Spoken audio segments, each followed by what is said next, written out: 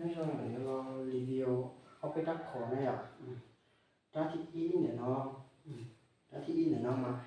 là khu thì condo này đó là condo ấy ạ, condo mà mình lúc vào pub này nè, vào pub này lúc thẳng đó là trên này thẳng alo thẳng xuống chút pet chứ đó. Đó nó chỉ con ta thì cái con ta sẽ nói là ta lên này giống một tình trạng được tuổi tế thế nào đó nó là tụ cá thì rất khó nó để đi để lót cho sang ạ. Do cá thịt kêu của cá lau cậu kiểu này cậu kiểu họ lúc con đi school đi do bé lúc đầu chuột còn tập bắp cháu ấy ạ, nó bắp tập chỉ sao nè, nó bắp tập chỉ sao và nó lúc nó chơi họ dùng bắp xét cái cây ạ, lúc sau nó này ạ, lúc sau nó lúc nó chơi bắp sáng lâu hết sát xí á, gia đình su nè, su sáng lâu sát xí tập bắp của nó ạ. Họ nói họ tại ở trên này một ló này, trên này một ló họ tại trên nó tung cái này đắp họ nó mà đi bóng đi là chỉ lắm chỉ thì tao cục xuống được xuống cho người đắp họ nó cục xuống đó thì tao thèm cái cắm một chữ thế này con sung của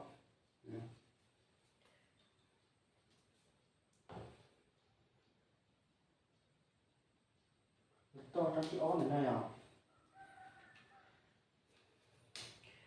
Các cái on này nó trên là khu thì MC nữa, đó là MC MC này nó đùa nó lấy này đó là còn nó trên này tụ tiền đai à, có rằng gì đó có tiền đai à, còn nó trên này tụ há à, tụ há cái là không có trời chia này, trời chia không có cái là há chia lú vào bắp nó nè, vào bắp nó lúc thằng alo thằng rồi chút láo có nè chút láo tụ cá này đắp hồ nó mà này cá thịt kêu của cá lau nè, lau cá thịt kêu có để cho chỉ cho sáng nè, đó là chỉ cho sáng để nó mà cho kép xiềng nè, nó kép xiềng xem tụ cá thịt của nó là nó nè. Đó nó chỉ để trong lúc con Discovery thì ta chỉ cho khả năng lo này ạ, khả năng để cho nó có trong cùng trong nó cho ó nè, khả năng lo đó, khả năng lo ra còn được học nè, còn nó cũng học bạc về chi ta sẽ học, chi lý cũng tạo chi chỗ cũng tạo nè, còn nó thì là thực tế là con mua một tiếng trái đây ạ, nó bảo một tiếng trái đây cho người ta nữa ạ.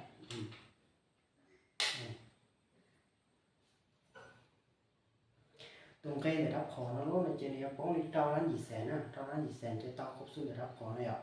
Thì thèm cái cắm một thứ theo cốc su thế này, trao lăn gì xén này, cốc su đó. Trong câu này nó nè.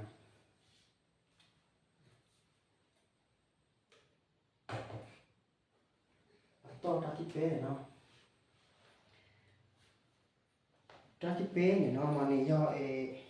khe sầu nó ra thiết kế này nó khe sầu mà này nó ốc bên này ra MC nó là do ra để ra MC nó nè. Nó được tới là này ra nó mà này trong câu ra MC họ nè. Nó cũng khó hát cho lúc vào có vào bắp nó nè, họ lúc thẳng alo sườn chút đó vậy nè.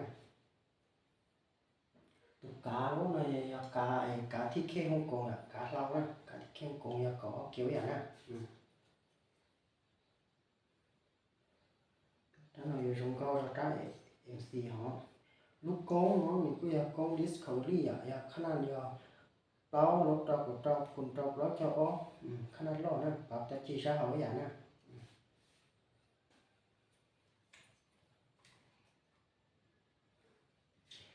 Tung kê này đắp khổ nó đi bố lên để xa lắm trí đó nào mà ở trong có ra MC họ xa lắm trí thì tao cũng xuống tao mua một sự tao cũng bảo một sự họ tao cũng xuống là đắp khổ này cũng xuống thế nào xuống thơm đắp khổ nó tao thành thô xa lắm trí sẽ nè đó là